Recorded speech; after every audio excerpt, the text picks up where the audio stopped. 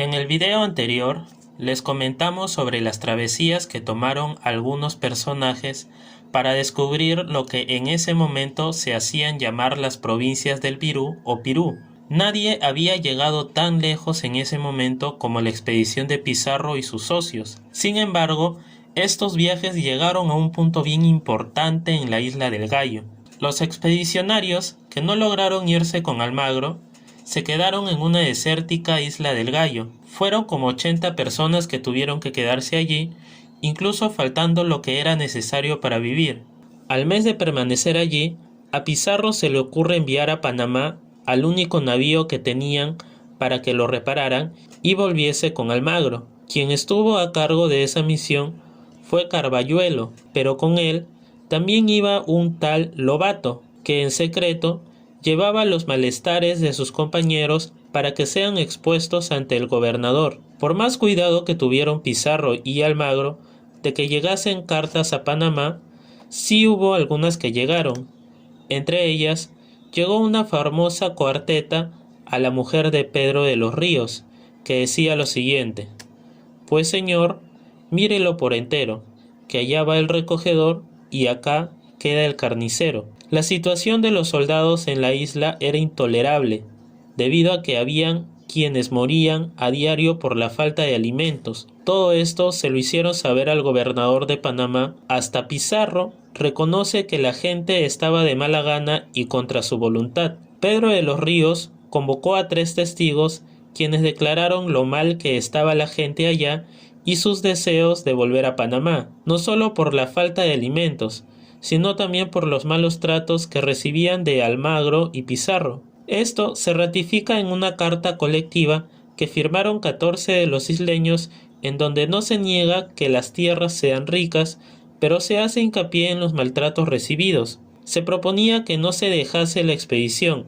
pero que enviaran refuerzos y provisiones suficientes, además de dejarse a libertad de quienes quisieran volver a Panamá y que se enviase un barco para recogerlos. Fue esto último lo que sucedió, enviándose un barco a las órdenes de Juan Tafur, quien también llevó una carta de Hernando de Luque y Diego de Almagro para Pizarro, a fin de que no abandonara la empresa y esperara el apoyo que le mandarían. Pizarro se animó por la carta de sus 2 socios, y como Tafur tenía orden de llevarse a quienes quisieran irse, Pizarro, con su daga, trazó una línea de este a oeste, y señalando al sur, dijo: «Camaradas y amigos, por aquí se va a recoger el fruto de nuestros trabajos.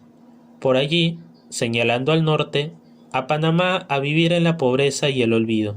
La historia y muchos autores fijaron en 13 el número de personas que cruzaron esa línea, los cuales se dice que fueron Cristóbal de Peralta, Nicolás de Rivera, Pedro de Candía, Domingo de Soraluce, Francisco de Cuéllar, Alonso de Molina, Pedro Halcón, García de Jerez Ojarén, Antón de Carrión, Alonso Briceño, Martín de Páez, Juan de la Torre y Martín de Trujillo. No se consideró a Bartolomé Ruiz, sin embargo, volvió con Almagro, y Pizarro, en las capitulaciones de Toledo, solicitó los mismos beneficios de los 13 a Bartolomé Ruiz. Se puede decir que con todo esto se resolvió la conquista del Imperio Inca, pues si Pizarro no hubiese hecho eso, o se hubiese quedado solo, o a lo mucho con 3 o 4, haciéndose muy difícil la conquista. No les dejaron ningún navío por considerar la actitud de Pizarro como un acto de insubordinación, así que solo les dejaron las provisiones necesarias para que subsistan. Gracias a una pequeña embarcación que ellos mismos construyeron, pudieron llegar a la costa y aguardar la ayuda de Almagro y Hernando de Luque, aguantando como pudieron los aguaceros y las condiciones. Como la Real Cédula del 10 de noviembre de 1525 le ordenaba a Pedro de los Ríos a respetar el contrato de los socios, dejó salir a Almagro con una embarcación y los hombres necesarios en busca de Pizarro, diciéndole que este último se presente en Panamá en el plazo de 6 meses, sean cuales sean los resultados de la expedición. La ayuda llegó y la recibieron con gran gozo. Luego de ello, se enrumbaron hacia el sur y tras 20 días lograron cruzar la línea equinoccial y ya se encontraban en el Golfo de Guayaquil, y en la isla de Santa Clara se encontraron objetos de oro y plata que los nativos habían dejado como ofrendas, además de orfebrería y textilería. Al día siguiente se cruzan con 5 balsas de guerreros tumbesinos y Pizarro los invita a subir a su navío y con ellos se dirigen hacia Tumbes. Los habitantes del lugar se juntaron en la playa a la llegada de la embarcación.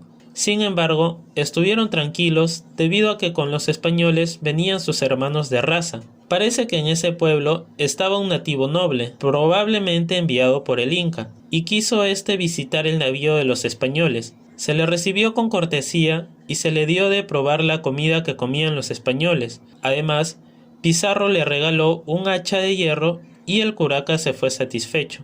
Al día siguiente, Alonso de Molina fue a tierra y le regaló gallinas y cerdos al nativo indígena, el cual le regaló a los españoles las frutas que cosechaban en ese lugar. Al regresar con los españoles, Alonso de Molina contó sobre el buen orden de las casas de los indios, su buena índole y de la abundancia de la que gozaban. Es entonces que Pizarro manda a Pedro de Candía a confirmar todo eso.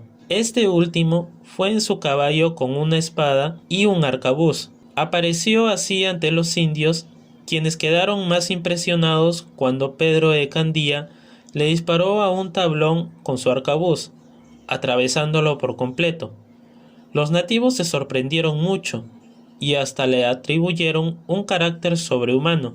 Decidieron seguir haciendo un reconocimiento de esas tierras, pues eran muy pocos españoles para conquistarlas. Siguieron su viaje llegando a la bahía de Paita, entraron en la deshechura y bautizaron a la punta como de la Aguja.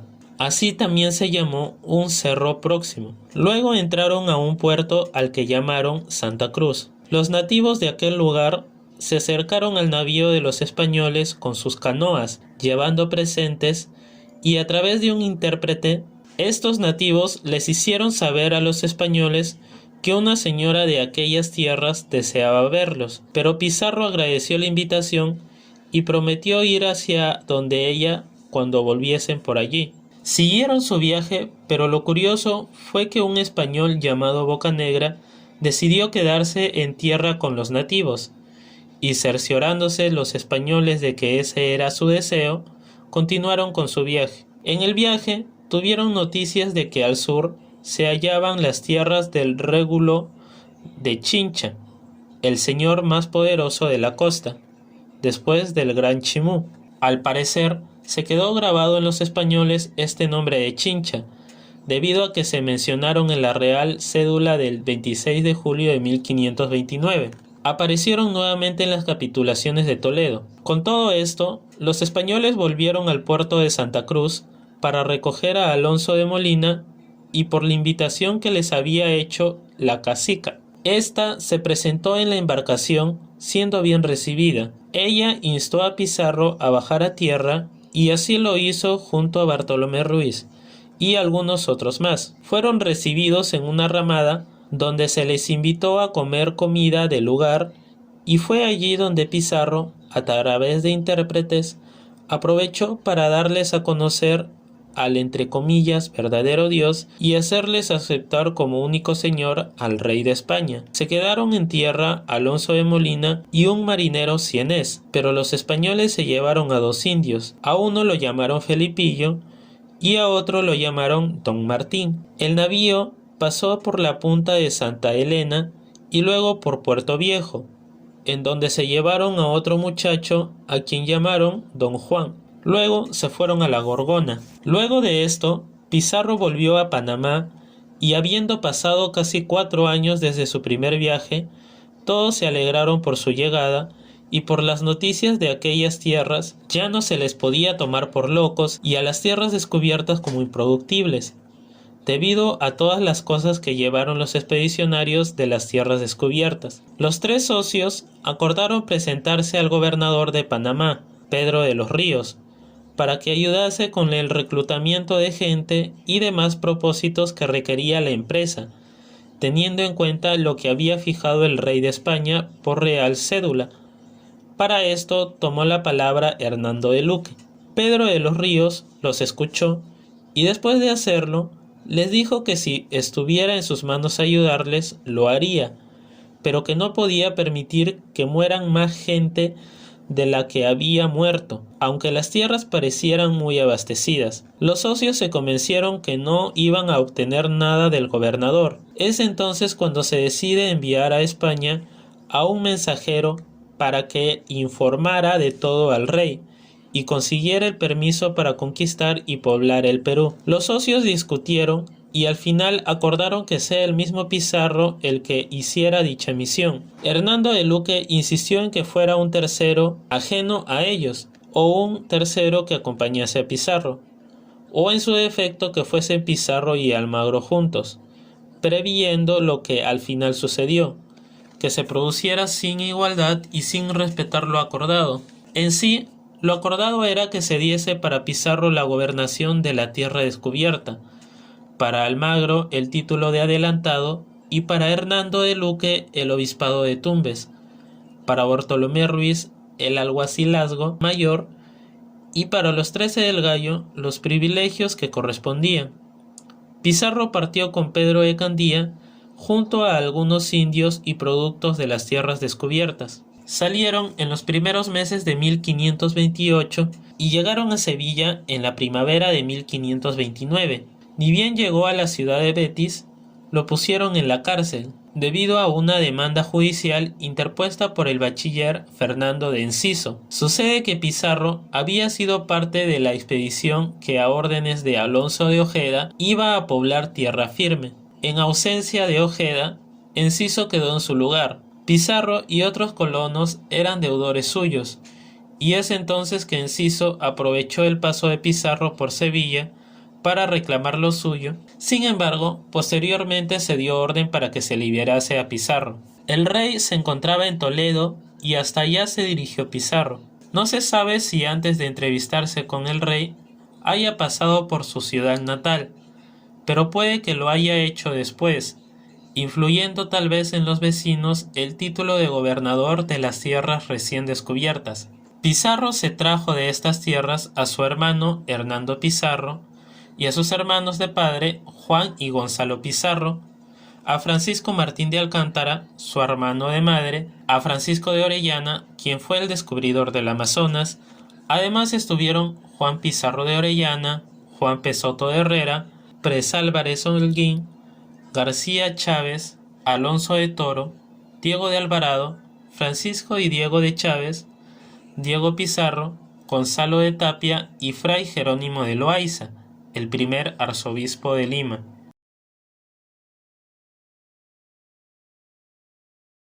Francisco Pizarro nació en Trujillo de Extremadura en 1478, de la unión ilegítima en ese entonces de Gonzalo Pizarro y Francisca González. El padre procedía de una cepa de hidalgos pobres, sin embargo ocupaban algún lugar en la ciudad, porque su abuelo había sido regidor. La madre de Pizarro fue criada o demandadera de las frailas que en Trujillo tenían un convento. Después de haberle dado a luz, contrajo matrimonio con el padre de Francisco Martín de Alcántara. Los padres de Pizarro descuidaron mucho su educación, pues no sabía leer ni escribir, algo que en ese momento era común, así que se dedicaba a las faenas en los trabajos de la tierra.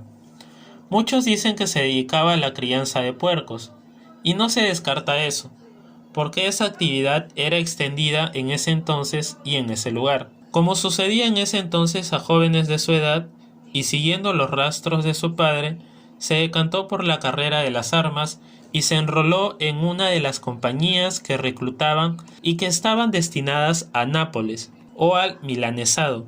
Permaneció en Italia por 2 o 3 años, pero al final le atrajo más las noticias de las Indias. En 1502 se embarca en Sevilla en una flota que lo conduce a Santo Domingo. Allí se encontraba cuando en 1509 Alonso de Ojeda se dispone a descubrir tierra firme. Hubo de pasar muchas dificultades en esta última expedición que comandaba Ojeda, pues habían muerto bastantes. Pizarro fue uno de los que acompañó a Balboa en el descubrimiento del Océano Pacífico y luego a la hacienda en Panamá. Es en ese momento que le llegan las noticias de las provincias de lo que posteriormente se llamaría el Perú, y surge el acuerdo de los tres socios. Pizarro no fue un militar de escuela, sino que se había afianzado en el ejercicio de las armas por cuenta propia, además de las peripecias que habían pasado en sus expediciones. Ejercía buen liderazgo y más allá de los malcontentos en la Isla del Gallo, vino a demostrar lo contrario años más tarde con los almagristas. Se dice que su principal defecto fue ser de poco entendimiento y de juicio poco seguro. Debido a esto último, tuvo que recurrir casi siempre al parecer de otros, lo que generó discordias y que algunas ordenanzas reales no fueran cumplidas o fueran tergiversadas. Debido a esto, además, no obró con la debida preocupación en las capitulaciones de Toledo, actuando, según se dice, con falta de visión y sentido de justicia.